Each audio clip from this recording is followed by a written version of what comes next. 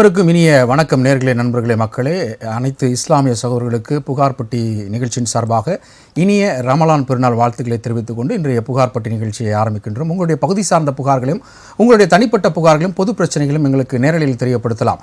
தெரியப்படுத்த வேண்டிய தொலைபேசி இலக்கங்கள் 0442231361 என்கின்ற தொலைபேசி இலக்கங்களை தொடர்பு கொள்ளலாம். மட்டுமின்றி இந்த நிகழ்ச்சியில் உங்களுக்கு தொலைபேசி வாயிலாக உங்களுடைய புகார்களை தெரிவிக்க முடியவில்லை என்றால் எங்களுக்கு கடிதம் மூலமாக எழுதி அனுப்பலாம். எழுதி அனுப்ப வேண்டிய முகவரி ராஜ் நியூஸ், புகார்பட்டி, நம்பர் 32, போயஸ் 2வது தெரு, தேனாம்பேட்டை, சென்னை 6,18,000. அந்த வகையில் மக்களுக்கும் அரசாங்கத்திற்கும் இடையே இருந்து பாலமாக அமைத்து நீங்கள் கூறக்கூடிய புகார்களுக்கு தீர்வு காண்பதே இன்றைய புகார்பட்டி நிகழ்ச்சியின் நோக்கம். அந்த வகையில் இன்றைக்கு சட்டம் சார்ந்த விஷயங்களுக்கும் சமூகம் சார்ந்த விஷயங்களுக்கும் ஆலோசனை வழங்குவதற்காக அரங்கத்திற்கு அழைக்கப்பட்டிருக்கிறார் சிறப்பு அழைப்பாளர், சட்ட ஆலோசகர் மற்றும் உயர்நீதிமன்ற வழக்கறிஞருமான முனைவர் இரா சேயன் அவர்களை வரவேற்கிறோம். வணக்கம் சார். வணக்கம். வணக்கம் சார். நம்முடைய புகார்பட்டி நிகழ்ச்சியில் கடந்த முறை நீங்கள் பல்வேறு விஷயங்களை ஷேர் பண்ணீங்க.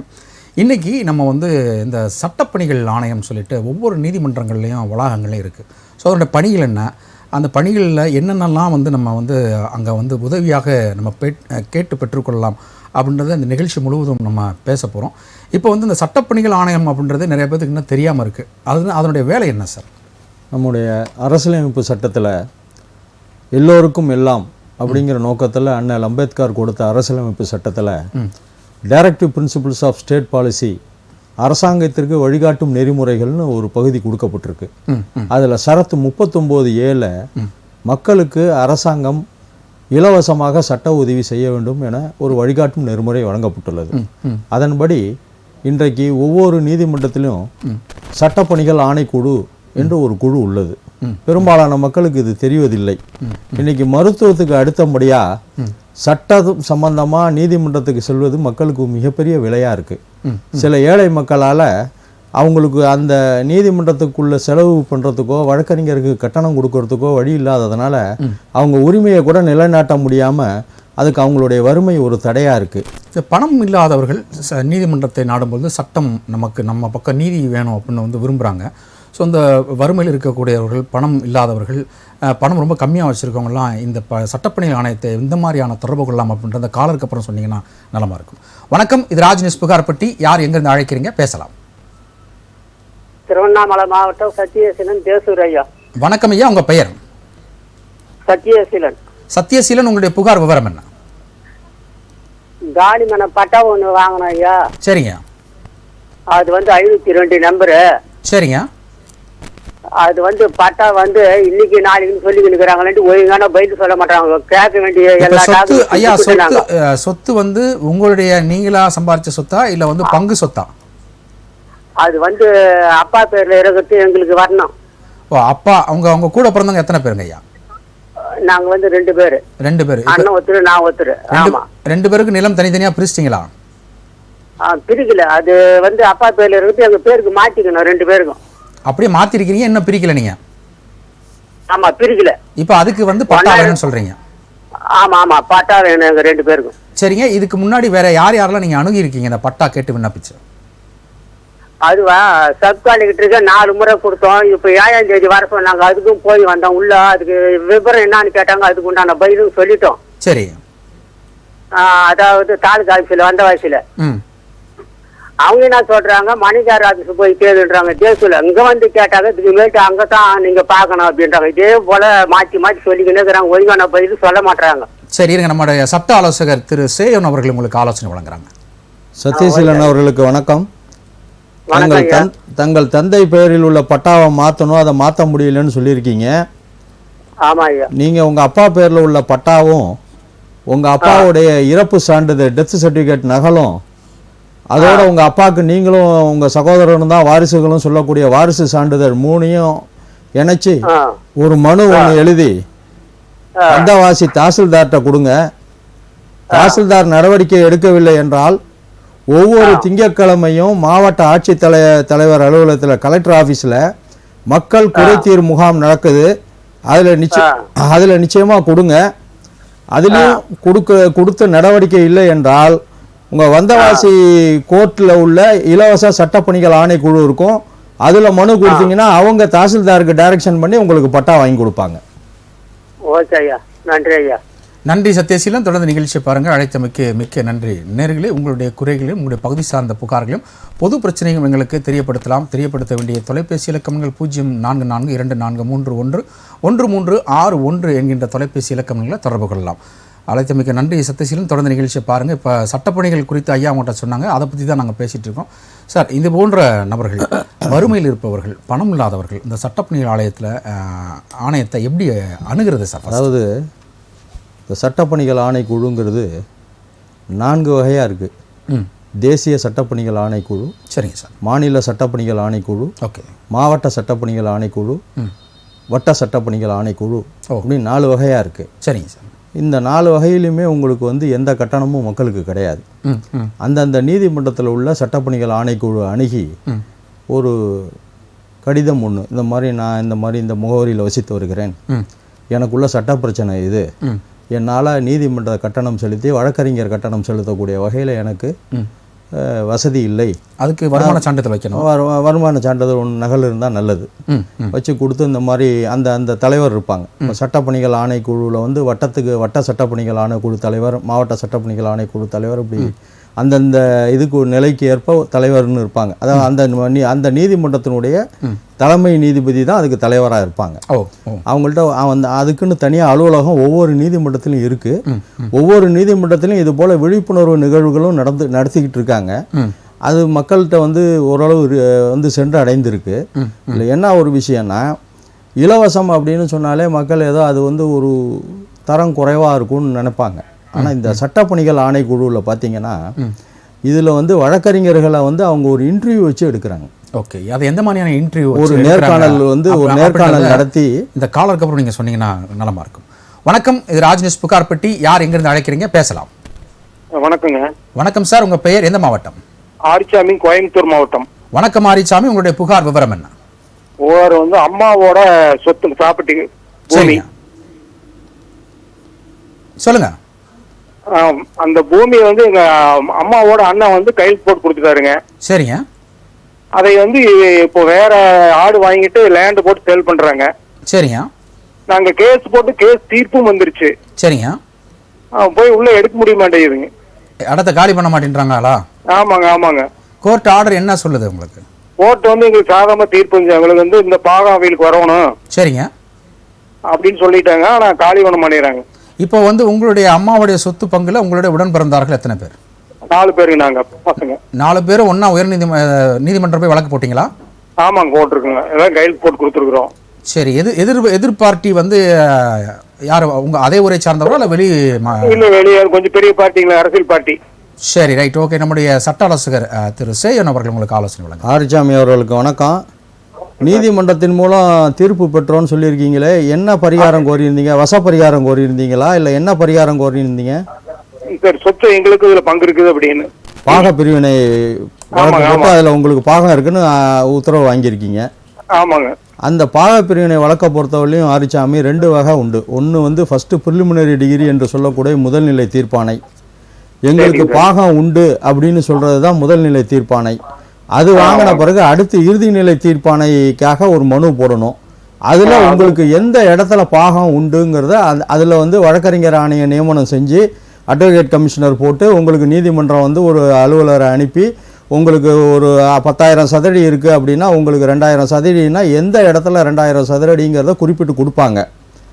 கொடுத்த பிறகும் பாகஸ்தர்கள் நீங்கள் பிரித்து கொள்ளவில்லை என்றால் எக்ஸிக்யூஷன் பெட்டிஷன் என்று சொல்லக்கூடிய நிறைவேற்று மனு போடணும். நிறைவேற்று மனு போட்டால் நீதிமன்றம் மூலம் அமீனா வந்து பாகத்தை பிரித்து எடுத்து உங்கள் வசம் கொடுப்பாங்க. இப்போ ஆல்ரெடி உங்களுக்கு தீர்ப்பு வந்திருக்கு. அதனால உங்களுக்கு வந்த தீர்ப்பு முதல்நிலை தீர்ப்பாணையா இருக்கும் நான் நினைக்கிறேன். இல்லை வேற ஒருத்தர் அதை ஆக்கிரமிப்பு பண்ணியிருக்கிறாரா அந்த இடத்த? என்ன அந்த ஆக்கிரமிப்பு? Hello sir. சொல்லுங்க. இப்போ ஆக்கிரமிப்பு வந்து ஒரு அரசியல்வாதி ஆக்கிரமிப்பு பண்ணியிருக்காருங்க. ஒரு சைட் போட்டு சேல் பண்ணிட்டு இருக்காருங்க. நோட்டீஸ் போட்டனால அவங்க கிழிச்சறிஞ்சிடுறாங்க. அரசியல்வாதி ஆக்கிரமிப்பு பண்ணியிருந்தால் கவலைப்பட வேண்டாம்.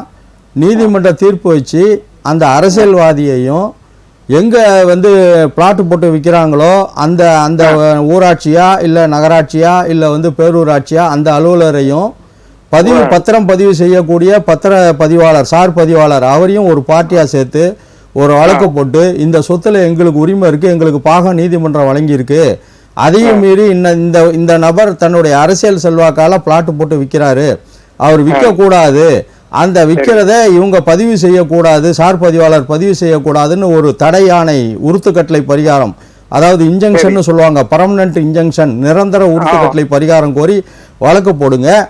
உங்களுக்கு வழக்கு போடுவதற்கு வசதி இல்லை, நீதிமன்ற கட்டணம் செலுத்துறதுக்கு வசதி இல்லை, இல்லை வழக்கறிஞர் கட்டணம் செலுத்த வசதி இல்லைன்னா உங்க ஊர் கோர்ட்ல போய் சட்டப்பணிகள் ஆணைக்குழுன்னு ஒரு குழு இருக்கும், அவங்கள்ட்ட ஒரு மனு எழுதி கொடுத்தீங்கன்னா அவங்க வழக்கு இலவசமா போட்டு கொடுப்பாங்க, உங்களுக்கு நடவடிக்கை நிச்சயமா இருக்கும். Okay sir, okay okay sir. நன்றி ஆரிச்சாமி, தொடர்ந்து நிகழ்ச்சி பாருங்க. அழைத்தமைக்கு மிக்க நன்றி சார். இந்த சட்டப்பணிகள் ஆணையத்திற்கு வழக்கறிஞர்கள் நேர்முக தேர்வு அடிப்படையில் தான் எடுப்பாங்கன்றீங்க, இல்லை வந்து அதுக்குன்னே படிப்பு இருக்கா? இல்ல அந்த நீதிமன்றத்தில் பணியாற்றக்கூடிய வழக்கறிஞர்கள் தான் அந்த சட்டப்பணிகள் ஆணைக்குழுவில் வந்து வக்கீலா இருக்கலாம். இப்போ உதாரணத்துக்கு பேனல் லாயர்னு சொல்லுவாங்க. இப்போ திருச்சி மாவட்டத்தில் இருக்காங்கன்னா, இப்போ இந்த திருச்சி மாவட்ட நீதிமன்றத்தில் சட்டப்பணிகள் ஆணையர் இருக்கும். திருச்சி மாவட்ட நீதிமன்றத்தில் மாவட்ட சட்டப்பணிகள் ஆணைக்குழுன்னு இருக்கும் நீதிமன்ற வளாகத்தில். அந்த திருச்சி மாவட்ட நீதிமன்றத்தில் பணியாற்றக்கூடிய வழக்கறிஞர்கள் தான் அதுக்கு அப்ளை பண்ணலாம். அப்ளை பண்ணோடனே அதுக்கு ஒரு இன்டர்வியூ வச்சு, சரிங்க சார், ஏ பேனல் லாயர், பி பேனல் லாயர்னு எடுப்பாங்க. 10 வருஷத்துக்குள்ள உள்ள வழக்கறிஞர்களை ஒரு குழுவாகவும் 10 வருஷத்துக்கு மேல அனுபவம் உள்ள வழக்கறிஞர்களை இன்னொரு குழுவாகவும் எடுத்து அவங்களுக்கு அந்த ரொட்டேஷன் பேசிஸ்ல வழக்கு கொடுப்பாங்க. மனு வர வர அவங்களுக்கு வழக்கு கொடுப்பாங்க. இந்த இன்டர்வியூ வச்சு எடுக்கிறதுனால இப்போ பார்த்தீங்கன்னா சட்டப்பணிகள் ஆணைக்குழுவுக்கு வந்து ஒரு நீதிமன்றத்துக்கு 30 வழக்கறிஞர்கள் தேவைன்னா இப்போலாம் இன்டர்வியூ வச்சு நடத்தக்குள்ள 200 வழக்கறிஞர்கள் அட்டன் பண்ணுறாங்க. பண்ணக்குள்ள அதில் யார் சிறந்த வழக்கறிஞர்களோ நீதிபதிகள் கேட்கக்கூடிய கேள்விகளுக்கு பதில் அளித்து சிறந்த வழக்கறிஞர்களை செலக்ட் பண்ணி தான் எடுக்கிறாங்க. அதனால் அந்த இலவச சட்டப்பணிகள் ஆணைக்குழுவில் உள்ள வழக்கறிஞர்களும் தரம் வாய்ந்த வழக்கறிஞர்களாக தான் இப்போ இருக்காங்க. அவர்களும் நல்ல முறையில் வழக்கை நடத்துகிறாங்க. அவங்க வழக்கை எப்படி நடத்துகிறாங்கன்னு மேற்பார்வையிட ஒரு குழுவும் நீதிமன்றத்தில் இருக்குது. சரிங்க. அதனால் இப்போ அந்த இலவசங்கிறதுனால ஏதோ நமக்கு வந்து சப்ஸ்டாண்டர்டுங்கிறத மக்கள் நினைக்க வேண்டாம். எப்படி நீங்கள் தனியாக எப்படி தனியார் ஒரு வழக்கறிஞர் வந்து ஒரு பொறுப்பாக வழக்கை நடத்தி கட்சிக்காரங்களுக்கு பதில் சொல்கிறாங்களோ, கட்சிக்காரர் என்றால் கிளைண்ட்ஸ், அதே போல சட்டப்பணிகள் ஆணைக்குழுவால் நியமிக்கக்கூடிய வழக்கறிஞர்களும் பொறுப்பாக இப்ப வழக்கு நடத்திக்கிட்டு இருக்காங்க. அதை நான் பல நீதிமன்றங்கள்ல கண்கூடா பார்க்கக்கூடிய சூழல் இருக்கு. இதை அதாவது தன்னால செலவு பண்ண முடியல அப்படிங்கிற வழக்காடிகள் நிச்சயமாக இந்த சட்டப்பணிகள் ஆணைக்குழுவை வந்து அணுகி நிவாரணம் கோரி அவங்க வழக்கு நடத்துறதுக்கு வழக்கறிஞர்களை அமர்த்தி கொள்ளலாம். ஏன்னா எல்லாருக்கும் நீதி சென்றடைய வேண்டும் என்பதுதான் எம்முடைய நோக்கம். இப்போ வந்து அவங்க வந்து இப்போ ஒரு புகார் மனு கொடுக்க சொன்னீங்க, அவங்க இந்த விஷயங்கள்லாம் அதை மென்ஷன் பண்ணணும், வருமான சான்றிதழ் வைக்கணும்னு சொன்னீங்க. அதுக்கு வேற என்னென்ன அதனுடைய அட்டாச் பண்ணணும் சார்? அந்த என்ன வழக்கு போடணுமோ, இப்போ சப்போஸ் எனக்கு பாகப்பிரிவினை வழக்கு போடணும் அப்படின்னா எந்த சொத்துல எனக்கு என்ன உரிமை இருக்கு, சப்போஸ் எங்கள் அப்பா பேரில் பட்டா இருக்குன்னா அந்த பட்டா நகல், எங்கள் அப்பாவோட டெத் சர்டிஃபிகேட்டு, வாரிசு சர்டிஃபிகேட், நான் தான் வாரிசு, அந்த மாதிரி அதாவது இந்த prima facie case made out ஆகுதான்னு பார்ப்பாங்க. அதாவது நிவாரணம் கோரக்கூடிய நபருக்கு உரிமை இருக்காங்கிறத முதல் நோக்கா பார்ப்பாங்க. அதை பார்க்கறதுக்குள்ள ஆவணங்கள் அனைத்தையும் வைக்கணும். வெறும் மனு, சில பேர் என்ன பண்றாங்கன்னா வெறும் மனுவை கொடுத்துட்டு நமக்கு யாரும் வக்கீல் வைக்கலன்னு நினைக்கிறாங்க. அனைத்து ஆதாரங்களையும் வைத்து கொடுத்தால் நீதிமன்றம் அதை பரிசீலனை செய்து, சட்டப்பணிகள் ஆணைக்குழுவினுடைய தலைவர் பரிசீலனை செய்து ஒரு நல்ல வழக்கறிஞரை அமர்த்தி கொடுக்கிறார்கள். அவர்களும் நல்ல முறையில் வழக்கை நடத்தி அவங்களுடைய உரிமையை நிலைநாட்டுறாங்க. இது மக்களுக்கு பல பேருக்கு நீங்க சொல்ற மாதிரி விழிப்புணர்வு இல்லை. இன்றைய தினம் புகார் பட்டியல் மூலமா மக்களுக்கு சென்றடைய வேண்டும். அனைத்து மக்களுக்கும் எல்லோருக்கும் சம நீதி, ஜஸ்டிஸ் ஃபார் ஆல் என்பதுதான் இந்த சட்டப்பணிகள் ஆணைக்குழுவுடைய நோக்கம். நம்முடைய அரசியலமைப்பு சட்டத்தை கொண்டு வந்தவங்களுக்குமே அவங்களுடைய நோக்கம் என்னன்னா எல்லோருக்கும் எல்லாருக்கும் எல்லாம் சென்றடைய வேண்டும். பணம் இல்லை என்பதால் அவர்களுடைய உரிமை தடுக்கக்கூடாது, அவர்கள் உரிமை பறிக்கக்கூடாது, அவர்கள் உரிமையை நிலைநாட்டக்கூடிய உரிமையை இழக்கக்கூடாதுங்கிறது தான் இதனுடைய நோக்கம். தொடர்ந்து பேசுவோம் சார். ஒரு காலர் லைன்ல இருக்காங்க. வணக்கம், இது ராஜேஷ் புகார் பெட்டி. யார் எங்கிருந்து அழைக்கிறீங்க? பேசலாம் சார். பொன்னப்பாக்கத்துல இது பேசுறேன் சார், குமார். ஐயா கொஞ்சம் சத்தமா பேசுங்க. குமார் பேசுறேன், பொன்னப்பாக்கம். குன்னப்பாக்கம் குமார், உங்களுடைய புகார் விவரம் என்ன சார்? சொத்து இப்போ 5 தலைமுறை சொத்து சார். அது சரிங்க. அது எங்க அண்ணன் பேர்ல ரிஜிஸ்டர் பண்ணிட்டாரு ஒரு 2 வருஷத்துக்கு முன்னால. இப்போ உங்களுடைய தலைமுறை சொத்துனா உங்க அம்மா வழி சொத்தா இல்ல அப்பா வழி சொத்து? எங்க அப்பாவுடைய சொத்து. அப்பா, ரைட், ஓகே. இப்போ அப்பா வழி சொத்துல 5வது பாட்டேன் கந்தன்ற பேர்ல இருந்தது சொத்து. சோ நீங்க 5வது தலைமுறை. ஆமா. சரி, இப்போ உங்க உடன் பிறந்தார்கள் எத்தனை பேர்? 5 பேர் தங்கச்சியோட. சரி, இப்போ சொல்லுங்க என்ன பிரச்சனை? அவங்க மொத்தத்தையும் அண்ணன் பேர்ல எழுதி, அண்ணன் செத்துட்டா போல அண்ணன் முன்னாடி எழுதி வச்சுனாங்க. சரி. யாருக்கும் பாக்கம் கிடையாதுன்னு எதிர் அடிக்கிறாங்க. அண்ணன்னா உங்களுக்கு எல்லாருக்கும் மூத்தவரா? கூட பிறந்தவர். அதான் கூட பிறந்தவர் எத்தனை? என்ன சார்? எல்லாத்துக்கும் மூத்தவரா? மூத்தவர் தான் எழுதினாரு. சரி, இப்போ உங்களுக்கு சொத்துல பாகம் இல்லைன்றாரா? உங்களுக்கு சொத்துல பங்கு இல்லைன்னு சொல்றாரா? எதுவுமே இல்லைன்ட்டாங்க. சரி, அது செய்ய முடியாது. நம்மளுடைய சட்ட ஆலோசகர் ஐயா ஒரு நிமிஷம் இருங்க. நாங்க கேட்ட கேள்விக்கு பதில் சொன்னீங்க. இப்ப நம்முடைய சட்ட ஆலோசகர் திரு சேன் அவர்கள் வழக்கமா உங்களுக்கு விவரமா ஆலோசனை வழங்குகிறார். குன்னம்பாக்கம் குமார் அவர்களே, உங்க அப்பா சொத்துன்னு சொன்னீங்க. ஆமா, அப்பா சொத்துனா உங்க 5 பேர்னா 5 பேருக்கும் உரிய பாகம் உண்டு. ஆளுக்கு 1/5 பாகம் உண்டு. அதை அவங்க அண்ணன் மட்டுமே எடுத்துட்டு போக முடியாது. உங்க அண்ணன் எந்த பத்திரப்பதிவு செய்திருந்தாலோ இல்லை அண்ணன் மனைவி பேர்ல ஏதோ செட்டில்மெண்ட் செஞ்சதா சொல்றீங்க.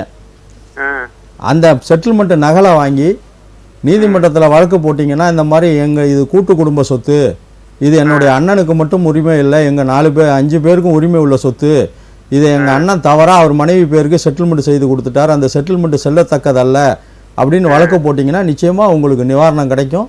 உங்கள் அப்பா எந்த உயில் எதுவும் எழுதி வைக்காம தானே இறந்து போனார். எந்த ஏற்பாடும் எழுதி வைக்கல. இல்ல ஏற்பாடு எதுவும் எழுதி வைக்காம இறந்து போயிருந்தா உங்க 5 பேருக்குமே பாகம் உண்டு. நிச்சயமாக நீதிமன்ற கதவுகளை தட்டி உங்களுக்கு அந்த சொத்தில் 5இல் ஒரு பாகம் எனக்கு உண்டு, அந்த பாகத்தை முழுவதும் எடுத்துக்கொண்ட எனது அண்ணன் ஏற்படுத்திய ஆவணம் செல்லத்தக்கதல்ல என கோரி பார்ட்டிஷன் அண்ட் டிக்ளரேஷன் சூட் என்று சொல்வார்கள். அதாவது பாக பிரிவினை மற்றும் விளம்பல் பரிகாரம் கோரி வழக்கு தாக்கல் செஞ்சீங்கன்னா நிச்சயமா உங்களுக்கு நிவாரணம் கிடைக்கும். வேற எதுவும் தகவல் வேணுமாங்கய்யா? நாங்க 5 பேரும் தனித்தனியா பிரிஞ்சு வந்துட்டோம். அந்த சொத்துலயே ஏற்கனவே பொதுவில் வாங்கின நிலத்தையும் எடுத்துக்கினாரு. சரி, இதையும் எடுத்துக்கினப்பல எதுக்கும் எங்களுக்கு எதுவுமே தரல. கோர்ட்ல கேஸ் போட்டோம். துட்டு ஆகும்ட்டு நாங்க எல்லாமே ஒதுங்கிட்டு வந்தோம். எங்களால கை கஷ்டப்பட்டதான் சாப்பாடு. நாங்க போய் அமௌண்ட் கட்டி போய் சேர்க்கற மாதிரி இல்ல ஐயா. சரி, அப்போ நீங்க குன்னப்பாக்கம் எந்த மாவட்டங்கய்யா? நாங்க திருவள்ளூர் மாவட்டம் தான் சார். சொத்து இருக்கிற இடம் கூவம். அது எந்த மாவட்டம்? திருவள்ளூர் மாவட்டம். திருவள்ளூர் மாவட்டத்துல சட்டப்பணிகள் ஆணையம் சொல்லி நீதிமன்றத்துல இருக்கு. உங்கள்கிட்ட வழக்குக்கு பணம் வாங்காம அவங்களே உங்களுக்கு வாதாடி கொடுப்பாங்க. சரி சார், சரி சார். அதுக்கு நீங்க என்னென்ன செய்யணும் அப்படின்றத நம்ம வழக்கறிஞர் திரு சேயன் அவர்கள் சொல்லுவாங்க. ஐயா, திருவள்ளூர் மாவட்டத்துல எந்த ஊர் நீதிமன்றம் உங்களுக்கு வருது? எங்க ஊர்ல திருவள்ளூர் தான் சார், வேற எங்க இல்ல. திருவள்ளூர் மாவட்ட நீதிமன்றத்தில் திருவள்ளூர் மாவட்ட சட்டப்பணிகள் ஆணைக்குழுன்னு ஒன்று கோர்ட்லேயே ஒரு ஆஃபீஸ் இருக்கும். அவங்கள்ட்ட போய் இந்த மாதிரி எனக்கு வாய்ப்பு வசதி இல்லை வழக்கு நடத்துறதுக்கு, இது எங்கள் அப்பா பேரில் உள்ள சொத்து தான், எங்கள் அப்பா பேரில் உள்ள பட்டா, இதை தவறையெல்லாம் எங்கள் அண்ணன் மனைவி பேரில் செட்டில்மெண்ட் பண்ணிட்டார், அதை ரத்து செய்யணும்னு சொல்லி அந்த நகல்லாம் வச்சு ஒரு மனு எழுதி கொடுத்தீங்கன்னா அவர்களே உங்களுக்கு ஒரு வழக்கறிஞரை வைத்து நீதிமன்ற கட்டணம் எல்லாம் செலுத்தி உங்களுக்கு வழக்கை இலவசமாக நடத்தி கொடுப்பாங்க. உங்கள் உரிமை நிலைநாட்டப்படும். சரி சார், நன்றி சார். நன்றி சார். நன்றி குமார். தொடர்ந்து நிகழ்ச்சி பாருங்க. அழைத்த மிக்க நன்றி.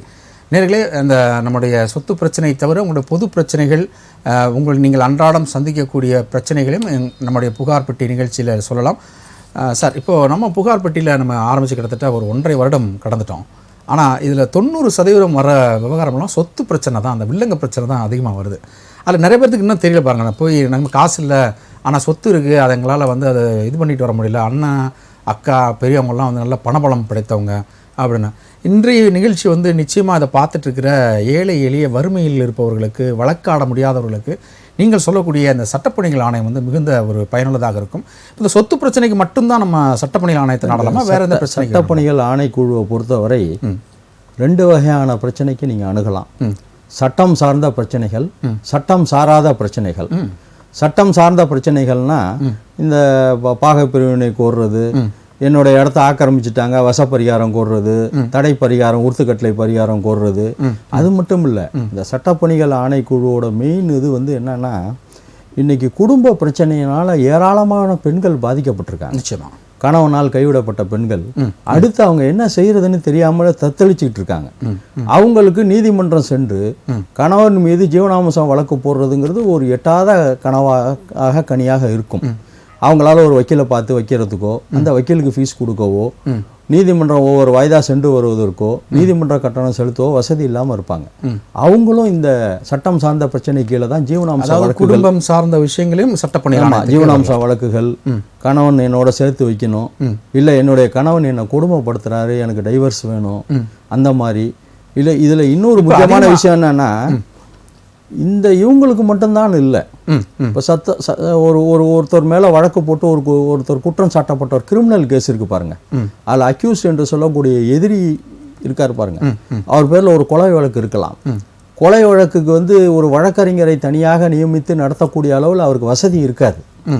அவருக்குமே அந்த மாதிரி குற்ற வழக்குகளில் ஈடுபட்ட குற்றம் சாட்டப்பட்ட நபர்களுமே சட்டப்பணிகள் ஆணைக்குழுவுக்கு மனு கொடுத்தா அவங்களே வழக்கறிஞர்களை நியமித்து அவர் சார்பாக வாதாடி அவர் குற்றமற்றவர் என நிரூபிப்பதற்கு ஒரு வழக்கறிஞரை வைத்து கொடுக்கக்கூடிய சூழலில் சட்ட வகைகள்லாம் இருக்கு. தொடர்ந்து பேசலாம் சார். ஒரு காலர் லைன்ல இருக்காங்க. வணக்கம், இது ராஜ்நியூஸ் புகார்பட்டி. யார் எங்கிருந்து அழைக்கிறீங்க? பேசலாம்.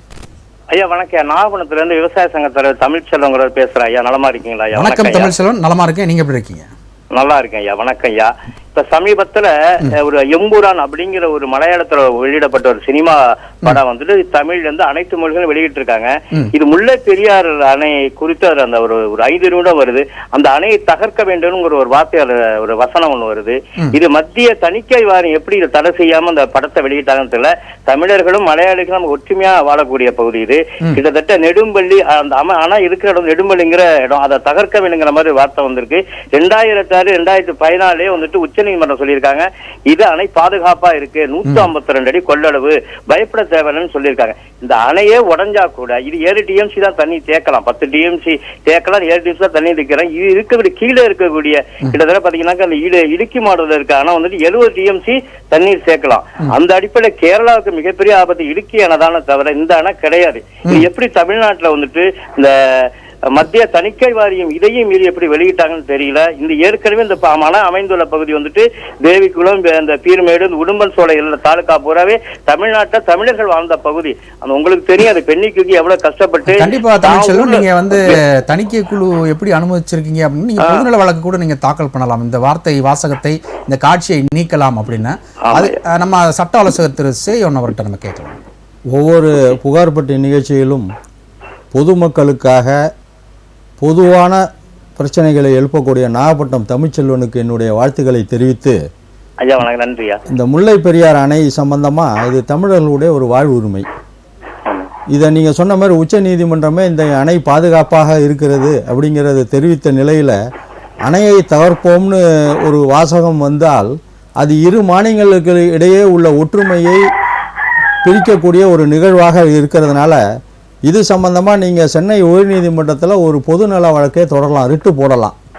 நிச்சயமா நீங்க விவசாய சங்க தலைவராக இருக்கிறதுனால உங்களுக்கு நீரின்றி அமையாத உலகுங்கிறது போல தண்ணீர் உங்களுக்கு முக்கியமானது விவசாயிகளுக்கு. அதனால நீங்க பொதுநல வழக்கு தொடுக்கலாம். அதற்கு உங்களுக்கு வழிவகை செய்வதற்கு புகார்பட்டி தயாராக உள்ளது. வாய்ப்புக்கு நன்றியா. நன்றியா, மிக்க நன்றி. நன்றி. தொடர்ந்து நிகழ்ச்சி பாருங்க. அழைத்தமைக்கு நன்றி. இந்த நிகழ்ச்சி முடிஞ்ச பிறகு திரு சேயன் அவர்கள் உங்களை தொடர்பு கொண்டு பேசுவார். சார் மூலமாக கூட நீங்கள் பொதுநல வழக்கு நீங்கள் தாக்கல் பண்ணலாம். சார், நம்ம அந்த சட்டப்பணிகள் ஆணையத்தில் 2 விஷயம் நம்ம இப்போ பேசியிருக்கோம். அதாவது அதை எப்படி அணுகணும், இது எந்த மாதிரி கம்ப்ளைண்ட் பண்ணணும், அந்த சட்டப்பணி ஆணைகளில் நீதிபதியே ஒரு தகுந்த வழக்கறிஞரை நியமனம் செஞ்சு கொடுப்பாங்க. ஒரு கொலை குற்றவாளி கூட அதில் இருந்தால் கூட அவர் நிரபராதியா குற்றவாளியா அப்படின்ற அளவுக்கு கூட அந்த இடத்துல சொல்லுவாங்கன்னு சொல்லுங்க. சட்டம் சார்ந்த விஷயங்களுக்கு சட்டப்பணிகள் ஆணையத்தில் நம்ம பண்ணோம். சட்டம் சாராத விஷயங்கள் என்னென்ன விஷயங்களுக்கு அணுகலாம் சார்? சட்டம் சாராத விஷயங்கள் பல வகையில் மக்கள் அலக்களிக்கப்படுகிறார்கள். ஒன்று ரேஷன் கார்டு நீண்ட நாளாக அப்ளை பண்ண கிடைக்கல, ஜாதி சான்று கேட்டேன் கிடைக்கல, அதை போன்ற விஷயங்களுக்கும் சட்டப்பணிகள் ஆணைக்குழுவுடன் மனு கொடுத்தா, அதாவது அரசாங்கத்திட்ட அணுகி அது நடக்க முடியாத விஷயங்களுக்கு இந்த சட்டப்பணிகள் ஆணையம் மனு கொடுத்தா அந்த மனுவை அந்த குறிப்பிட்ட அதிகாரி யாரு கொடுக்கக்கூடிய அதிகாரி இருக்காரோ அந்த அதிகாரம் படைத்த அதிகாரியிடம் நீதிமன்றத்தில் நீதிபதியே ஒரு தபால் எழுதி அவங்கள்ட்ட விளக்கம் கேட்டு ஏன் கொடுக்கலன்னு சொல்லி கொடுக்க வைப்பாங்க. அதே போல நிறைய பேருக்கு சட்டப்பணிகள் ஆணைக்குழு மூலமா ரேஷன் கார்டு கிடைச்சிருக்கு, ஜாதி சான்றிதழ்கள் கிடைச்சிருக்கு. ரேஷன் கார்டு கிடைக்கின்றது நான் முதல் முறை நான் கேள்விப்படுறேன். அதே போல இன்னும் முக்கியமானது, இந்த வங்கிக்கு சென்று பல பேர் கல்வி கடன் கேட்பாங்க, எஜுகேஷன் லோன். சில வங்கிகள் அதை மறுத்துருவாங்க கொடுக்க. அதில் பாதிக்கப்பட்டவங்க கூட சட்டப்பணிகள் ஆணைக்குழுவிட்ட மனு கொடுத்தா அவங்க அந்த வங்கி மேலாளருக்கே நோட்டீஸ் போட்டு அடைத்து ஏன் இவங்களுக்கு எல்லா தகுதியும் இருக்குது ஏன் கொடுக்கல கொடுங்கன்னு சொல்லி கொடுக்க வைப்பாங்க. இது அந்த லோன் அப்படின்னு சொல்லும் பொழுது கல்வி கடன் மட்டும்தானா இல்லை வேற எதா இருந்தாலும் இந்த லோன் அப்படின்றது இந்த காலருக்கு அப்புறம் நீங்கள் சொன்னீங்கன்னா விரிவாக சொன்னீங்கன்னா நல்லா இருக்கும். வணக்கம், இது ராஜ்நிஷ் புகார்பட்டி. யார் எங்கேருந்து அழைக்கிறீங்க? பேசலாம் சார். என் பேர் ரவிக்குமார் சார். வணக்கம் ரவிக்குமார், எந்த மாவட்டம்? திருவள்ளூர் மாவட்டம் பொன்னேர்லேருந்து பேசுகிறேன் சார். வணக்கம் ரவி, உங்களுடைய புகார் விவரம் என்ன? சார், என்னுடைய புகார்னு பார்த்தீங்கன்னா ஒரு 20 வருஷத்துக்கு முன்னால நம்ம கூட்டுறவு வங்கியில் வீடு வசதி வாரியத்தில் லோன் வாங்கணும் சார். எவ்வளவு வாங்க? 25,000 ரூபாய் லோன் சொல்லிட்டு எனக்கு அக்ரிமெண்ட் போட்டிருக்காங்க சார். எத்தனை பர்சன்ட் பண்ணியிருக்காங்க? எத்தனை பர்சன்ட் இன்ட்ரெஸ்ட்? சார், அது ரொம்ப நாள் ஆச்சு. நான் பணம்லாம் கட்டிட்டேன் சார். சரி. ஆனா அவங்க எனக்கு கொடுத்தது 10,000 தான் கொடுத்தாங்க, 15,000 தரவே இல்லை. நான் அந்த 10,000க்கு 15,000 ரூபாய் இன்ட்ரெஸ்டே கட்டி 10,000 அசலும் கொடுத்து அதை காப்பி வாங்கிட்டேன் சார். ஆனா அவங்க அடமான ரிஜிஸ்ட்ரேஷன் பண்ணது எனக்கு பண்ணாதே, அதை கேன்சல் பண்ணாதே விட்டாங்க சார். எனக்கு இப்பதான் தெரியுது அது கேன்சல் ஆகலன்னு. இதுக்கு வேற வழி என்ன சார் பண்ணலாம்? இருங்க, நம்மளுடைய வழக்கறிஞர் திரு சேகன் அவர்கள். வணக்கம் ரவிக்குமார். இந்த கூட்டுறவு வங்கியில வீட்டு கடன் வாங்கின பல பேர் 2 விஷயமா கஷ்டப்படுறாங்க தமிழ்நாட்டில். ஒன்று அடமானத்தை ரத்து செய்யல, அந்த ரிஜிஸ்டர்டு எம்ஓடியை கேன்சல் பண்ணி ரிஜிஸ்டர்டு ரிலீஸ் ரெசிப்ட்னு ஆங்கிலத்தில் சொல்லுவாங்க, அதை கேன்சல் பண்ணலை. அது ஒன்று. இன்னொன்று நாங்கள் கொடுத்த அசல் பத்திரம் திருப்பி கொடுக்கப்படவில்லைன்னு இன்னொரு பிரச்சனை அதிக அளவில் இருக்குது. இதுக்கு நீங்கள் என்ன பண்ணுறீங்கன்னா, ஒரு வழக்கறிஞர் மூலமாக இந்த மாதிரி நான் இந்த தேதியில் கடன் வாங்கி இந்த தேதியில் அடைச்சிட்டேன், என்னுடைய அடமானத்தை நீங்கள் இந்த தேதிக்குள்ளே கேன்சல் பண்ணி கொடுக்கணும். கேன்சல் பண்ணவில்லை என்றால் நான் நுகர்வோர் நீதிமன்றத்தை நாடுவேன். முதல்ல ஒரு நோட்டீஸ் கொடுங்க. சரிங்க சார். நோட்டீஸ் கொடுத்து சார் அந்த ஆபீஸ் இப்ப கிடையாது சார். அது ஒருத்தர் அந்த ஆபீஸ்ல ஒர்க் பண்றவர் ஒருத்தர் எடுத்து நடத்துறாரு சார். இப்ப நடத்துறாங்க அந்த நிகழ்ச்சியை அந்த வேலைங்கள. ஆனா ஆபீஸ் கிடையாது இப்போ. இல்ல அந்த சங்கம் இல்லை என்றாலும் அந்த சங்க பதிவாளர் இருப்பார், சிஎஸ்ஆர் கோஆபரேட்டிவ் சப் ரிஜிஸ்ட்ரார் என்று சொல்லக்கூடிய கூட்டுறவு சார் பதிவாளர் இருப்பார், அவருக்கு நோட்டீஸ் கொடுங்க. சரிங்க சார். இந்த மாதிரி இந்த சங்கத்தில் நான் கடன் வாங்கியிருந்தேன், தற்போது அந்த சங்கம் இல்லைங்க கூட இல்லை, சார் பதிவாளர் முறையில் நீங்கள் தான் கூட்டுறவு சார் பதிவாளர் பொறுப்பு, நீங்கள் எனக்கு கேன்சல் பண்ணி கொடுங்கன்னு கேளுங்க. அந்த வழக்கறிஞர் அறிவிப்புக்கு பிறகும் அவங்க கேன்சல் பண்ணி கொடுக்கலாம், நீங்கள் நுகர்வோர் நீதிமன்றத்தை நாடலாம். உங்களால் வக்கீலை போய் பார்த்து நோட்டீஸ் கொடுக்க முடியலன்னா ரிஜிஸ்டர் போஸ்ட்டில் நீங்களே ஒரு மனுவாக அனுப்பலாம் அக்னாலஜ்மெண்ட்டோட. இந்த மாதிரி எனக்கு இந்த தேதியில் நான் கடனை அடைச்சிட்டேன், எனக்கு கேன்சல் பண்ணி கொடுக்கல, இந்த தேதிக்குள்ளே கேன்சல் பண்ணி கொடுக்கலன்னா எனக்கு ஏற்படக்கூடிய அனைத்து கஷ்ட நஷ்டங்களுக்கும் நீங்கள் தான் பொறுப்பு, நீங்கள் தான் நஷ்டீடு வழங்குற மாதிரி இருக்கும்னு சொல்லி அனுப்பிட்டு ஒரு 15 நாள் கால அவகாசம் கொடுங்க. அவங்க பாருங்கள், அதுக்குள்ளே அவங்க தீர்க்கலை அப்படின்னு சொன்னால் நுகர்வோர் நீதிமன்றத்தில் நீங்கள் வழக்கு தொடர்ந்தீங்கன்னா கேன்சல் பண்ணவும் உத்தரவு போடுவாங்க. இவ்வளோ காலம் அவங்கள அலக்கழிச்சதுக்கு 1 லட்சத்துலேருந்து 5 லட்சம் வரையும் அவங்க நஷ்டஈடும் கொடுக்குறாங்க, வழக்கு செலவு தொகையும் கொடுக்குறாங்க. அதனால் அதுக்கு தான் நுகர்வோர் நீதிமன்றம் கன்சியூமர் கோர்ட் இருக்குது, அதை நீங்கள் பயன்படுத்துங்க சார். அது ஒன்று விஷயம் என்ன பார்த்தீங்கன்னா, எங்கள் அப்பா இருக்க சொல்ல அந்த லோனுக்கு அப்ளை பண்ணி வாங்கணும் சார். எங்கள் அப்பா டைமில் எங்கள் அப்பா இறந்துட்டார், அவருடைய டெத் சர்டிஃபிகேட்லாம் இருக்குது. ஆனால் இப்போ எங்கள் அப்பா இல்லாதனால அவங்க என்ன சொல்கிறாங்க, எல்லாருடைய ஆதார் கார்டு கொடுங்க, வாரிசு சர்டிஃபிகேட் மாதிரி எடுத்தாதான் நான் அதை கிளியர் பண்ண முடியும்னு சொல்கிறாங்க. எங்கள் அண்ணன் தம்பிங்கெல்லாம் சில பேர் ஒத்துக்க மாட்டேன்றாங்க. அதில் அவங்க சொல்கிறது அது சரியான விஷயந்தான். அப்பா பேரில் கடன் வாங்கி அப்பா இறந்து போயிட்டா அவங்களுடைய வாரிசுகள் அனைத்து விவரங்களும் கொடுத்தா, வாரிசு சர்டிஃபிகேட் கொடுத்தா தான் அவங்க செயல்படுத்துவாங்க. வாரிசு சர்டிஃபிகேட் உங்கள் எல்லாரும் சேர்ந்து வாங்குங்க. வாங்க மறுத்தா அந்த வாரிசு சர்டிஃபிகேட்டுக்கும் உரிமையல் சிவில் கோர்ட்டில் வழக்கு போட்டு வாரிசு சர்டிஃபிகேட் வாங்கலாம். ஏன்னா இப்போ அஞ்சு பேர் அண்ணன் தம்பி இருப்பீங்க, 3 பேர் ஒன்றா இருப்பீங்க, 2 பேர் பகமையாக இருப்பாங்க. அவங்கள்ட்ட போய் நீங்கள் ஆதார் கார்டை கேட்டிங்கனாவோ இல்லை வாரிசு சர்டிஃபிகேட்டு அப்ளை பண்ணுறதுக்கு கையெழுத்து போடுன்னு சொன்னால் போட மாட்டாங்க. அந்த சூழ்நிலையில் வாரிசு சர்டிஃபிகேட்டு கேட்டும் வழக்கு போட்டு நீதிமன்றம் மூலயமா வாரிசு சர்டிஃபிகேட்டை வாங்கி கொடுங்க. வாரிசு சர்டிஃபிகேட்டுங்கிறது ரொம்ப முக்கியம். சரிங்க சார், ரொம்ப நன்றி சார். நன்றி. தொடர்ந்து பாருங்க. அழைத்தமைக்கு மிக்க நன்றி சார். சட்டம் சாராத விஷயங்களுக்கு சட்டப்பணிகள் ஆணையம் சொல்றேங்க. இல்லை ரேஷன் கார்டு, ஆதார் கார்டு கூட நம்ம இந்த நேம் சேஞ்ச் பண்ணி தர மாட்டேன்றாங்க. ரேஷன் கார்டு, ஆதார் கார்டு, கடன், இன்னும் சொல்ல போனால் ஒரு கிராமம் இருக்கும், ஒரு 500 பேர் அதில் வசிப்பாங்க, அதுக்கு பேருந்து வசதி இல்லாமல் இருக்கும். பேருந்து வசதி கோரி போய் மனு கொடுத்துருப்பாங்க, மனு மேலே நடவடிக்கை இருக்காது. அந்த மனுவை கூட சட்டப்பணிகள் ஆணைக்குழுவில் கொடுத்தா அவங்க வந்து நீதிமன்றத்தின் மூலம் ஆணைக்குழு மூலம் தபால் அனுப்பி அந்த ஊருக்கு பேருந்து வசதி செஞ்சு கொடுப்பாங்க. சட்டம் சார்ந்த பிரச்சனைகளை விட சட்டப்பணிகள் ஆணைக்குழு சார்பாக சட்டம் சாராத ஏராளமான பிரச்சனைகளுக்கு தீர்வு கண்டிருக்கு. இப்போ சாலை இப்போ கிட்டத்தட்ட வந்து எனக்கு தெரிஞ்ச ஒரு ஊர் இருக்குது. அந்த ஊரில் வந்து சுதந்திரம் கிடச்சிலேருந்து இன்றைக்கி வரைக்கும் தார் சாலை இல்லை, அந்த மண் சாலை தான் போடுறாங்க. மழை காலத்தில் அரிப்படுத்துறது, அந்த மண் அரிப்பு போயிடுது. அதனால் வந்து பேருந்து வசதி இல்லாமல் இருக்குது. பேருந்து வந்துட்டு போச்சு, இப்போ அந்த பேருந்து வசதியும் கட் ஆயிடுச்சு. இப்போ அவங்களும் அணுகலாமா சட்டம்? நிச்சயமாக பேருந்து வசதி, சாலை வசதி, லைட் வசதி, குடிநீர் வசதி, மக்களுடைய அன்றாட தேவைகள் என்னென்னவோ பொது பிரச்சனைகளுக்கும் மனு கொடுத்து தீர்வு காணலாம். இது ஒரு நல்ல ஒரு ஆணைக்குழுங்கிறது ஒரு நல்ல கான்செப்ட். மக்களுக்கு அது வந்து நிறைய பேருக்கு தெரியாத காரணத்தினால அவர்களுடைய உரிமையை நிலைநாட்டிக்க கொள்ள முடியவில்லை. எல்லாரும் என்ன நினைக்கிறாங்க, கோர்ட் அப்படின்னு சொன்னா நீதிமன்ற வழக்குகள் மட்டும்தான் நம்ம போய் ஆணைக்குழுவிட்ட முறையிடலாம், அதுக்கு மட்டும்தான் நமக்கு நிவாரணம் கொடுப்பாங்கன்னு நினைக்கிறாங்க. அது இல்லை. சட்டம் சார்ந்த பிரச்சனைகளுக்கும் சட்டம் சாராத பிரச்சனைகளுக்கும் சட்டம் சாராத பொது பிரச்சனைகள், தனிப்பட்ட பிரச்சனைகள் எதுக்கு வேணாலும் மனு கொடுக்கலாம். நிச்சயமாக அவர்களுக்கு நீதி கிடைக்கும். நிச்சயமா சார். இப்போது இது ஒரு வித்தியாசமான ஒரு பாதையில் பயணிக்குது. அப்படின்னா இப்போ வந்து ஒருத்தர் வந்து சர்டிஃபிகேட் வந்து தொலைஞ்சிருச்சு, நாங்கள் போய் கேட்குறோம், அவங்களுக்கு கிடைக்கல, அங்கே வந்து இது ரொம்ப தாமதமாகிறது. உதாரணத்துக்கு வந்து இப்போது அந்த மழை வெள்ளத்தில் ஒரிஜினல் சர்டிஃபிகேட் வந்து போயிடுது. இப்போ அவங்களும் சட்டப்பணிகள் ஆணையத்தில் அணுகலாமா? நிச்சயமாக. இந்த சர்டிஃபிகேட் காணா போனதில் 2 விஷயம். ஒன்று, நாங்கள் ஜெராக்ஸ் எடுக்க போனோம், காண அடிச்சிட்டோம். இல்லை வீட்டில் தீ பிடிச்சது, எரிஞ்சு போச்சு, மழை வெள்ளத்தில் போச்சுங்கிறது இருக்குது. இந்த சர்டிஃபிகேட் காணா போனவங்க ஏன் சர்டிஃபிகேட் வாங்க முடியாமல் போகுதுன்னா, ஒன்று, காணா போனால் அவர்கள் காவல்துறையிடம் புகார் கொடுத்து நான் ட்ரேசபிள் சர்டிஃபிகேட், அந்த ஆவணங்களை எங்களால் தேடி கண்டுபிடிக்க முடியலன்னு ஒரு நான் ட்ரேசபிள் சர்டிஃபிகேட் வாங்கி, இப்போ சப்போஸ் ஒரு யூனிவர்சிட்டியோட டிகிரி காணும்னா அந்த நான் ட்ரேசபிள் சர்டிஃபிகேட்டும் ஒரு மனுவும் வச்சு கொடுத்தா டூப்ளிகேட் சர்டிஃபிகேட் கொடுப்பாங்க. அதே மழை வெள்ளத்தில் சேதமாயிட்டு இல்லை தீ பிடிச்சி சேதமாயிட்டுன்னு சொன்னால் அந்த வருவாய்த்துறை தாசில்தார்ட்ட ஒரு சர்டிஃபிகேட் வாங்கணும். இந்த மாதிரி இந்த மழையில் இவரோட இதுக்கு அந்த மழை அன்னைக்கு, ஏன்னா அந்த ஒரு சொல்கிற தேதி அன்னைக்கு மழை பெஞ்சுதாங்க, அதெல்லாம் செக் பண்ணுவாங்க. இதில் பல இடத்துல வந்து பொய் புகார்கள் வர்றதுனால தான் பாதி பேருக்கு உண்மையான பாதிக்கப்பட்டவர்களுக்கு கூட கிடைக்காம போயிடுது. அடுத்து என்னென்ன விஷயங்கள் பணம் நீங்கள் சொன்னீங்கன்னா நல்லா இருக்கும். வணக்கம், இது ராஜ்நியூஸ் புகார்பட்டி. யார் எங்கேருந்து அழைக்கிறீங்க? பேசலாம். ஈரோடு மாவட்டம் கோபிச்செட்டிப்பாளையம். வணக்கம், உங்க பெயர்? முருகேசன். சொல்லுங்க முருகேசன், உங்களுடைய புகார் விவரம் என்ன? சார், இந்த ஒரு 10 நாளைக்கு முன்னாடி ஈரோடு மாவட்ட ஆட்சியர் வந்து உழவர் பாதுகாப்பு இதுன்னு ஒரு கேம்ப் ஒன்று போட்டிருந்தாங்க. சரிங்க.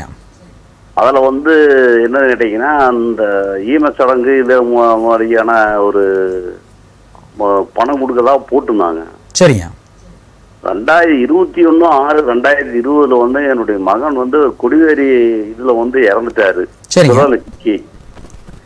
எப்படி இருந்தாங்க? எல்லாமே கையில ஃபார்மாலிட்டிஸ் எல்லாம் கையில கொடுத்தாச்சு அவங்கிட்ட. இது கேட்ட என்ன தெரியுங்களா, அது வந்து பாத்தீங்கன்னா நில வருவாய் ஆய்வாளர் கொடுத்துருக்காங்க. இது உண்டான என்ன தெரியுங்களா, கேட்டதுக்கு உண்டான பதில் சொல்ல மாட்டேங்கிறாங்க, அலக்களிக்கிறாங்க. இதுக்கு என்ன செய்யலாம்? நம்முடைய சட்ட ஆலோசகர் திரு சேயன் அவர்கள்ட்ட கேட்கலாம். கோபிச்செட்டிப்பாளையம் முருகேசன் அவர்களே, 21/6/2020 அன்று காலமான உங்கள் மகன் சம்பந்தமாக கேட்குறீங்க. நீங்கள் உழவர் பாதுகாப்பு திட்டத்தின் கீழ் கேட்குறீங்க. நீங்கள் விவசாயி என்பதால் உங்களுக்கு ஏதாவது இந்த மாதிரி விஷயங்களில் வந்து உங்களுக்கு உதவி கிடைக்கவில்லை என்றால், ஒவ்வொரு மாதமும் மாவட்ட ஆட்சித்தலைவர் அலுவலகத்தில் விவசாயிகள் குறைதீர் முகாம் ஒன்று நடத்துகிறாங்க. விவசாயிகள் குறைதீர் கூட்டம்னு நடத்துகிறாங்க. மாவட்ட ஆட்சித்தலைவர் அந்த விவசாயத்துறையினுடைய டெப்டி டைரக்டரோ இல்லை ஜாயிண்ட் டைரக்டரோ இணை இயக்குனரோ இல்லை துணை இயக்குனரோ விவசாய விவசாயத்தின் துறையினுடைய அலுவலர்கள் எல்லாம் சேர்ந்து அந்த குறைதீர் முகாம் நடத்தப்படுகிறது. அதில் நீங்கள் மனு கொடுத்தீங்கன்னா நிச்சயமாக உங்களுக்கு நடவடிக்கை இருக்கும். மனு கொடுத்து பாருங்கள். நடவடிக்கை இல்லை என்றால் புகார் பட்டியிடம் சொல்லுங்கள், நாங்கள் நடவடிக்கை எடுக்கிறோம். இப்போ நீங்கள் அந்த ஈமை தொகைக்கு அப்ளை பண்ணி எத்தனை நாட்கள் ஆகுதுங்கய்யா? சார், ஏற்கனவே வந்து 2023லயுமே ஒரு டைம் அப்ளை பண்ணிக்கிறேங்க. சரிங்க. இப்போ வந்து மாவட்ட ஆட்சியர் வந்து ஈரோடு மாவட்ட ஆட்சியர் வந்து ஒரு முகாம் ஒன்று நடத்த சொல்லி இது பண்ணியிருந்தாரு, கேம்ப் ஒன்று. இல்லை, அதான் நீங்கள் சொன்னீங்க. இப்போ கிட்டத்தட்ட எத்தனை வருடங்கள் ஆகுது? சரி, இது நடந்து இப்போ இப்போ வந்து 1.5 மாசத்துக்குள்ள இருக்குது. 1.5 மாதம் தான் ஆகுது. சரி சார், இப்போது கலெக்டர்கிட்டையும் அந்த குறைதீர் முகாமில் அவங்க சொல்லிக்கிறாங்க, உழவர் குறைதீர். நான் சொல்கிறது வந்து மாதம் ஒரு முறை நடக்கும். மாதம் ஒரு முறை விவசாயிகள் குறை தீர் கூட்டம்னு ஒன்று நடத்துகிறாங்க. அதில் விவசாய சங்கங்கள், விவசாயிகள்லாம் கலந்துக்கிறாங்க. அதில் விவசாயம் சம்மந்தப்பட்ட பிரச்சனை, விவசாயிகளுடைய பிரச்சனை அனைத்தையும் காது கொடுத்து அனைத்து அலுவலர்களும் கேட்குறாங்க. இது தமிழ்நாட்டில் ரெகுலராக ஒவ்வொரு மாவட்டத்திலையும் நடந்துக்கிட்டு ஒவ்வொரு மாதமும் ஒரு தேதி அவங்க பேப்பர்லேயே போடுவாங்க. இந்த மாதம் இந்த தேதியில் மாவட்ட ஆட்சித்தலைவர் கலந்து கொள்கிறாருன்னு போடுவாங்க. போய் ஈரோடு கலெக்டர் ஆஃபீஸில் அவர் விசாரிச்சாவே இந்த இப்போ வர ஏப்ரலில் ஒரு கூட்டம் கண்டிப்பாக நடக்கும்.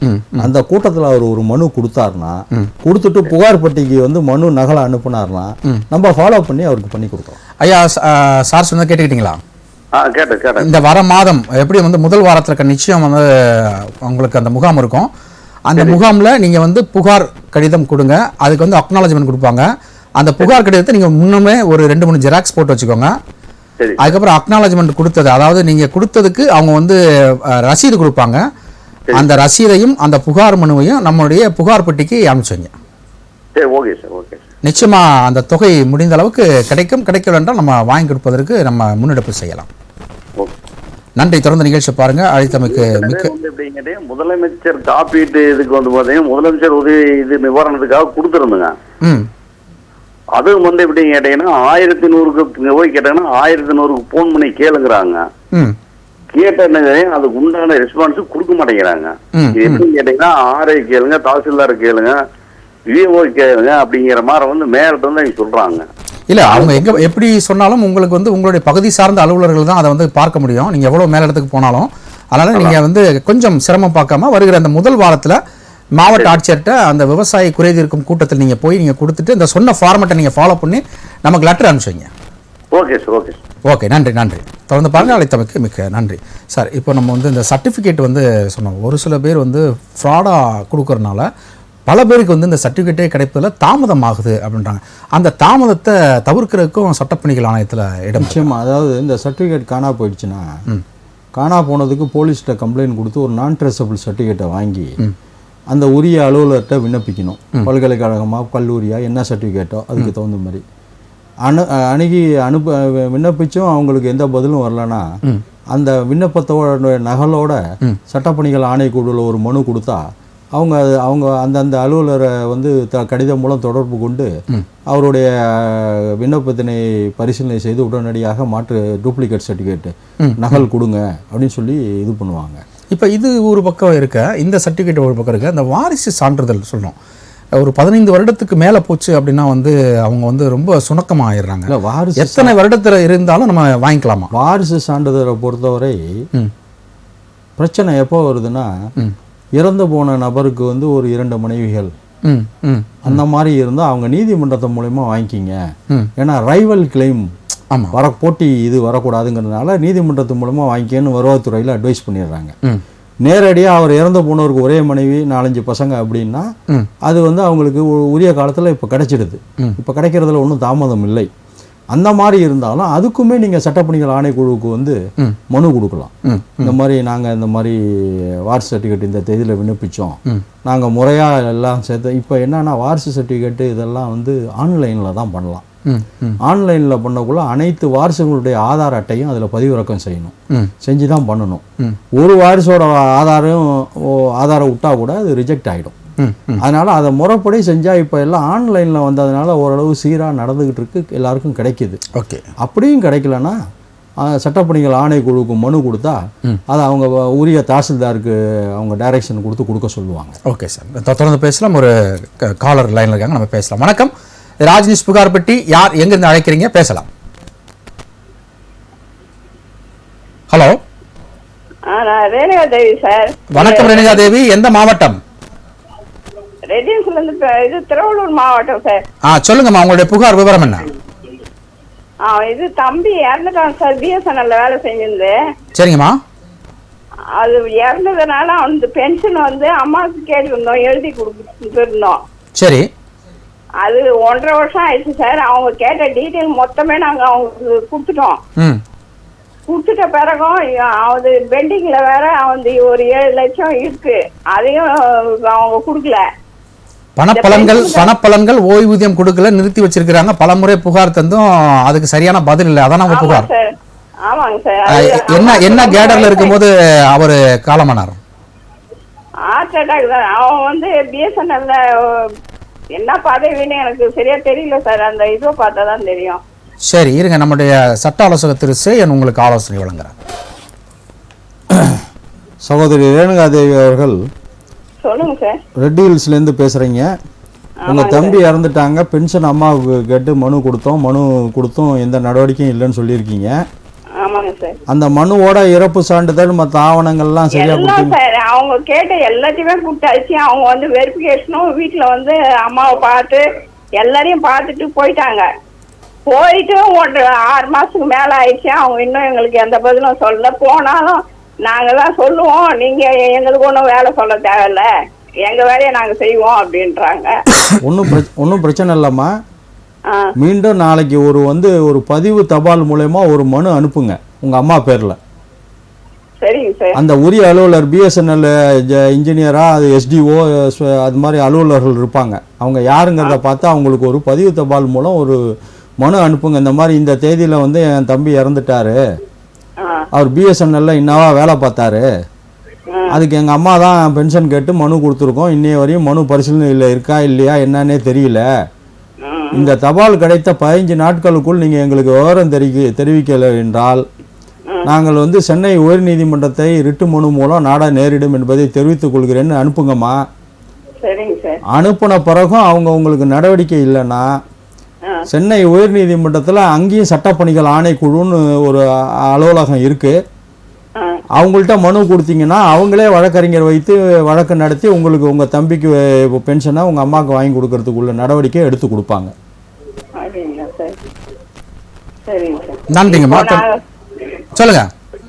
நாங்க இது எடாக்ஸ் தான் கொடுத்துருக்கோம் சார். அந்த இது எக்மோர்ல கொடுத்தோம் ஏற்கனவே. அதாம்மா, நீங்க எங்க கொடுத்திருந்தாலும் சரி, சார் சொன்னாங்கல்ல, அந்த உயர் அலுவலர் யாரோ உங்களுடைய தம்பியினுடைய டிபார்ட்மெண்ட்ல ஏஜிஎம்மா, அதாவது ஜெனரல் மேனேஜரா, அசிஸ்டன்ட் ஜெனரல் மேனேஜரா, அதை நீங்க யாருன்றதை பார்த்து அவங்களுக்கு பதிவு தபால் மூலம் சார் சொன்ன மாதிரி இந்த அம்மாவுக்கு பென்ஷன் வந்து எல்லாம் பார்த்துட்டு போனீங்க, இன்னும் கொடுக்கல, இந்த கடிதம் கிடைத்த 15 நாட்களுக்குள் நீங்க நடவடிக்கை எடுக்கலைன்னா சென்னை உயர்நீதிமன்றத்தை நாடி ரிட் மனு தொடுக்க வேண்டிய சூழல் வரும் அப்படின்னு சொல்லி ஒரு கடிதம் போடுங்க, ரெஜிஸ்டர் தபால்ல. சரிங்களா? ரொம்ப தேங்க்ஸ் சார். அது போடுங்க. அப்படி போட்டு உங்களுக்கு வரல அப்படின்னா சென்னை உயர்நீதிமன்றத்தில் சட்டப்பணிகள் ஆணையம் சொல்லி அலுவலகம் இருக்கும், அங்க போனீங்கன்னா இந்த விவகாரத்தை சொன்னீங்கன்னா புகார் மனுவா எழுதி கொடுங்க. அவங்களே வந்து வழக்கறிஞர் வைத்து உங்களுக்கு வாதாடி உங்களுக்கு பணம் இல்லாம அதை வந்து உங்களுக்கு பெற்றுக் கொடுப்பாங்க.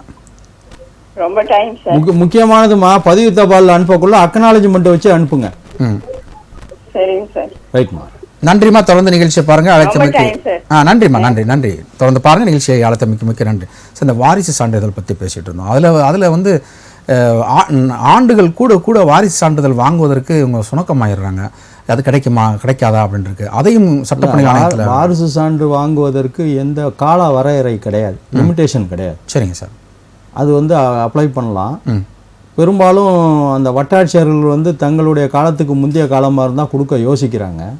அதில் ஏதாவது சிக்கல் வருமோ, ஒரு வாரிசு விடுபட்டு போயிருக்குமோ, இல்லை ஒரு வாரிசு மறைக்கப்பட்டிருக்குமோங்கிறதெல்லாம் அவங்களுடைய யோசனைக்கு காரணமாக இருக்கும். அதுபோல் ஒரு காலங்கள் போய் அப்ளை பண்ணுற வாரிசான்றது கிடைக்கவில்லை என்றால் அதுவும் சட்டப்பணிகள் ஆணைக்குழுவில் மனு கொடுக்கலாம். அது ஒன்றும் பிரச்சனை இல்லை. இப்போ அதே போல் வந்து இந்த பிறப்பு சான்றிதழோ இல்லை இறப்பு சான்றிதழோ, முக்கியமாக வந்து பிறப்பு சான்றிதழ், அதில் வந்து இந்த சிறு குழந்தைகளை வந்து பள்ளிக்கூடங்களை சேர்க்கும்போது ஆக்சுவலாக வந்து அவங்க ஒரு பேர் ஒன்று வச்சுருப்பாங்க. உதாரணத்துக்கு வந்து மருதமுத்து அப்படின்னு வந்து ஒரு பேர் வைக்கிறாங்க, அதுதான் வந்து சர்டிஃபிகேட்டில் இருக்கும். ஆனால் கூப்பிட்றது பார்த்தீங்கன்னா முத்துன்னு சொல்லி கூப்பிடுவாங்க. ஸ்கூலில் வந்து அட்மிஷனும் முத்துன்னு தான் போட்டிருப்பாங்க. ஆனால் வந்து ஒரு ஹையர் ஸ்டடீஸ் போகும்போது அங்கே பிரச்சனை வரும். ஸோ அப்போ வந்து நீங்கள் ஒரு நோட்ரி பப்ளிக் வழக்கறிஞரை நாடி இவர் தான் அவர்னு சொல்லிட்டு இது பண்ணுங்க. 2 பேரும் ஒன்று தான். 2 பேரும் ஒன்று தானே. அது இல்லாமல் சட்டப்பணி ஆணையத்தையும் நம்ம இதுக்கு பார்க்கலாம். கண்டிப்பாக மனு கொடுத்து இந்த மாதிரி நாங்கள் முத்துன்னு பதிவு பண்ணிட்டோம், உண்மையான பேர் மருதமுத்து, அந்த நாங்கள் பதிவு பண்ணக்குள்ள இந்த மாதிரி இது தெரியாமல் இன்அட்வர்டன்ஸும்பாங்க இங்கிலீஷில், நாங்கள் தவறுதலாக பதிவு பண்ணிட்டோம், மாற்றி கொடுங்கன்னு சொல்லி அந்த பதிவு அலுவலர்கிட்ட கோரலாம். அவர் மாற்றி தர மறுத்தா சட்டப்பணிகள் ஆணைக்குழுக்கு மனு கொடுக்கும். அதே போக ஒரு இனிஷியல் அப்படி தான் வந்து சிஏ அப்படின்னு அங்கே டேட் ஆஃப் பர்த்தில் இருக்கும், பர்த் சர்டிஃபிகேட்டில் இருக்கும். ஆனால் இங்கே வெறும் ஏ மட்டும்தான் இருக்கும். அது ஒரு சில பேர் வந்து இப்போது ஜெயலலிதா அவர்கள் மேடம் அவங்க வந்து 2001 வந்து அம்மா பேரையும் இனிஷியலாக சேர்த்துக்கணும்னு போடுறவங்க அவங்க நார்மலாக வந்து சேர்த்துக்குருவாங்க. அப்புறம் இந்த நியூமராலஜி அடிப்படையிலையும் சேர்த்துக்குருவாங்க. ஆனால் சர்டிஃபிகேட்டில் வேறு மாதிரி இருக்கும். ஸோ அதுக்கும் சேம் போத்து ரொம்ப ஈஸியாக பண்ணணும்னா அப்படி பண்ணலாம். அதாவது வந்து இந்த மாதிரி தவறுதெல்லாம் நாங்கள் விட்டுட்டோங்கிறத மட்டும்தான் திருத்தத்துக்கு கேட்கலாம். புதுசாக ஒரு இனிஷியலை சேர்க்கணும் இல்லை பேரை புதுசாக மாற்றணும்னு சொன்னால் அதுக்கு பர்த் சர்டிஃபிகேட்டில் திருத்தம் பண்ண முடியாது. அதுக்கு என்ன செய்யலான்னா, ராமசாமி என்கிற நான் ராமசாமி மணிகண்டன் என்று இன்று முதல் அழைக்கப்படுகிறேன் அப்படின்னு சொல்லி தமிழ்நாடு கவர்மெண்ட் கெசட்டில் ஒரு விளம்பரம் கொடுத்து இந்த ராமசாமிங்கிற சர்டிஃபிகேட்டோட இந்த கவர்மெண்ட் கெசட்டில் கொடுத்த விளம்பர நகலையும் வச்சுக்கலாமே ஒழிய அந்த அந்த புதிய பெயரை வந்து பர்த் சர்டிஃபிகேட்ல கொண்டு வர முடியாது. பர்த் சர்டிஃபிகேட்ல எந்த திருத்தம் பண்ணலாம்னா, என்னைக்கு நீங்க பர்த் பிறந்த அன்னைக்கு பதிவு பண்றீங்களோ அன்னைக்கு என்ன நிகழ்வுகளோ அதுக்கு மட்டும்தான் நீங்க வந்து திருத்தம் பண்ணிக்கலாம். புதுசா பேரை மாத்துறதெல்லாம் அதுல போய் திருப்பி எல்லாம் பேரெல்லாம் மாற்ற முடியாது. இப்போ செட்ல தான் பப்ளிஷ் பண்ண முடியும். இப்போ வந்து இப்போ என்னுடைய பேர் வந்து ஆதார் கார்டில் வந்து அருள் கேப்ரியல்னு இருக்கும் தமிழில். இங்கிலீஷில் வந்து அருள் கேப்ரியல் கே அப்படின்ற, ஆனால் பதம் வந்து GABRIL. ஸோ KABRIL இருக்கு. ஸோ இந்த இதை வந்து நம்ம ஆதார் இதுலேயும் இது வந்து இதுக்கு நார்மல் தான், அதெல்லாம் ஒன்றுமே தேவையில்லை. நீங்கள் சொன்ன மாதிரி ஒரு 100 ரூபா பத்திரத்தில் இந்த மாதிரி Arun Gabriel and also Arun Gabriel are refers to me only, they are one and the same அப்படின்னு சொல்லி ஒரு டிக்ளரேஷன் கொடுத்து ஒரு அஃபிடேவிட் கொடுத்து அதை நோட்டரி பப்ளிக் அட்டஸ்டேஷன் வாங்கி நீங்கள் வச்சுக்கலாம். ஓகே, நம்ம நிகழ்ச்சியோட நிறைவான அழைப்பாளர் நம்ம பேசலாம். வணக்கம், இது ராஜ்நியூஸ் புகார்பட்டி. யார் எங்கேருந்து அழைக்கிறீங்க? பேசலாம் சார். மயிலாடுதுறை திருவிழந்தர் சோப்புக்கருந்து பேசுகிறேன் சார். வணக்கம், உங்க பெயர்? எனது பெயர் வந்து கொத்தனார் முருகன் சார். நான் என்ன முருகன்? கொத்தனார் முருகன் சார். கொத்தனார் முருகன், உங்களோட வேலையை சேர்த்து சொல்றீங்க? ஆமாங்க, கொத்தனார் முருகன், திருவள்ளூர் தோப்புத்தர் சார். நான் சரி, சொல்லுங்க முருகன், உங்களுடைய புகார் விவரம் என்ன? எனக்கு வந்து 2 ஆம்பளை சார். சொல்லுங்க சார். 2 ஆம்பளை பிள்ளை இருக்காங்க சார். 2 ஆம்பளை பிள்ளைக்கு வந்து ஒரு பையன் சாம்பரத்தில் பிறந்தாப்பிள்ளைங்க, ஒரு பையன் மாயத்தில் பிறந்தாப்பிள்ளைங்க சார். ரொம்ப சந்தோஷம். 3வது பிள்ளைங்க பிறந்துட்டு சார். எனக்கு உருவாயிடுச்சு சார். சரி. அப்ப வந்து எனக்கு எங்க தெருவு வந்து 2வது பாட்டுங்க சார் செடி. சரி. அப்ப வந்து வாசுன்னு சொல்லி சுயேட்சை வேட்பாளர் நகரமன்ற உறுப்பினர் சார், அவங்க வாசு MC. சரிங்க. அவங்க உண்ட சொன்னேன் சார். நான் நீங்க என்ன முருகானீங்க, இது ஐயா இருக்க நம்ம கட்சிக்காரங்க இருக்காங்க நம்மள்ட்ட, அவங்கள்ட்ட சொல்லி போய் வக்கீல் ஐயா இருக்காங்க, அவங்கள்ட்ட சொல்லினாக்கா உடனே உனக்கு வச்சு நஷ்டம் வாங்கி கொடுப்பாங்க. சரி. 3வது பிள்ளையா இருக்கு உனக்கு போறதுனாக்கா அவங்க டாக்டர் மேல தப்பு அது சொல்லி நான் ஐயாட்ட சொன்னேங்க. யாருக்கிட்ட? சாருக்கிட்ட. நம்ம சேவன் சார் கிட்டயா? ஆமாங்க. அவங்க நீங்க நன்றி சொல்றதுக்காக கூப்பிட்டுருக்கீங்க? ஆமாங்க, ஐயா நன்றி சொல்றேங்க. 3வது பிள்ளை ஆம்பளை தாங்க போறேன் எனக்கு ஐயா. சரி, நீங்க ஐயாட்ட நீங்க அவர்கிட்ட நீங்க பேசுங்க. நெக்கடி கேட்பாங்க, பணம் கொடுப்பாங்க, கேஸ் போறேன்னு சொல்லுவாங்க. ஐயா என்ன பண்ணாங்க, அதெல்லாம் ஒண்ணு வேணாம்ப்பா, நீங்க ஒரு காசு கொடுக்க வேணாம்ப்பா. சரி, நீங்க சொன்னதை நான் புரிஞ்சுக்கிட்டேன். அப்படியே இருங்க. அதாவது உங்க அணி இருக்காரு, திரு முருகன் அணி இருக்காரு. குடும்ப கட்டுப்பாடு பண்ணியும் 3வதா ஒரு குழந்தை பிறந்திருக்கு. அதுக்கு வந்து உங்கள்கிட்ட அணுகுனப்போ அதுக்கு வந்து நிவாரணம் பெற்று கொடுத்துருக்கீங்க. அதுக்கு நான் நன்றி சொல்றதுக்காக திரு முருகன் கூப்பிட்டுருக்கேன். நன்றி முருகன். பேசுங்க. தங்கமான குணங்க அவங்க தாங்க சொன்னாங்க. ஐயா உங்கள்கிட்ட பேசுறாங்க முருகன், நீங்க பேசலாம். முருகன் நல்லா இருக்கீங்களா? தெரிஞ்ச முருகன் நல்லா இருக்கீங்களா? பசங்களாம் நல்லா படிக்குதா? வாழ்த்துகள். பசங்க படிப்பு சம்பந்தமா ஏதோ உதவினா வந்து பாருங்க, பண்ணி கொடுக்குறேன்.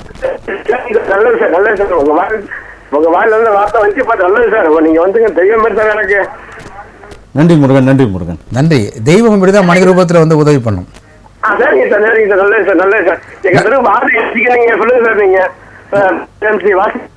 தெரியுது முருகன் வாசு. சரிங்க சார். நன்றி. நன்றி முருகன். தொடர்ந்து நிகழ்ச்சியை பாருங்க. அழைத்தமைக்கு மிக்க நன்றி. நேயர்களே, நம்முடைய புகார்பட்டி நிகழ்ச்சி இத்துடன் நிறைவு பெறுகிறது. நிறைவுல நீங்க அட்டன் பண்ண அந்த கேஸ் திரு முருகன், அதனுடைய அந்த கேஸினுடைய சாராம்சத்தை சில ஆண்டுகளுக்கு முன்பு குடும்ப கட்டுப்பாடு செஞ்சும் குழந்தை பிறந்து வச்சு அப்படின்னு சொல்லி வந்தார், என்ன அணுகுனாரு. சரிங்க சார். அவருக்காக வழக்கு போட்டு நஷ்டஈடு வாங்கி கொடுத்தேன். எவ்வளோ வாங்கி? அவருக்கு 3 லட்சமும் என்னமோ அந்த காலத்தில், கிட்டத்தட்ட ஒரு அவர் சொல்ற 15 வருடங்களுக்கு முன்பு சார்பு நீதிமன்றம் 2001 2006-7 வாக்கில். அப்போ வாசுங்கிற ஒரு முனிசிபல் கவுன்சிலராக இருந்தார். அப்போ நான் நகராட்சி வழக்கறிஞராக அது பணியாற்றி கொண்டு இருந்த நேரம். சரிங்க. அந்த கவுன்சிலர் தான் அழைச்சிட்டு வந்து ரொம்ப ஏழையாக இருக்கார், ஏதோ பண்ணி கொடுங்கன்னாரு. அப்புறம் அவருக்காக வழக்கு தொடர்ந்து நஷ்டஈடு வாங்கி கொடுத்தேன்.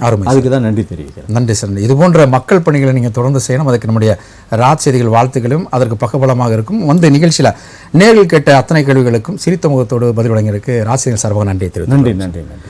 நேர்களே, இத்துடன் நம்முடைய புகார்பட்டி நிகழ்ச்சி நிறைவு பெறுகிறது. உங்களுடைய புகார்பட்டி நிகழ்ச்சியில் இன்றைய நாளில் தொலைபேசி மூலமாக உங்களுக்கு வாய்ப்பு கிடைக்கவில்லை என்றால் கவலை கொள்ள வேண்டாம். எங்களுக்கு கடிதம் மூலமாக எழுதி அனுப்புங்கள். எழுதி அனுப்ப வேண்டிய முகவரி ராஜ் நியூஸ், புகார்பட்டி, நம்பர் 32, போயஸ் 2வது தெரு, தேனாம்பேட்டை, சென்னை 6,18,000. மீண்டும் சந்திக்கலாம். நன்றி, வணக்கம் நண்பர்களே, மக்களே.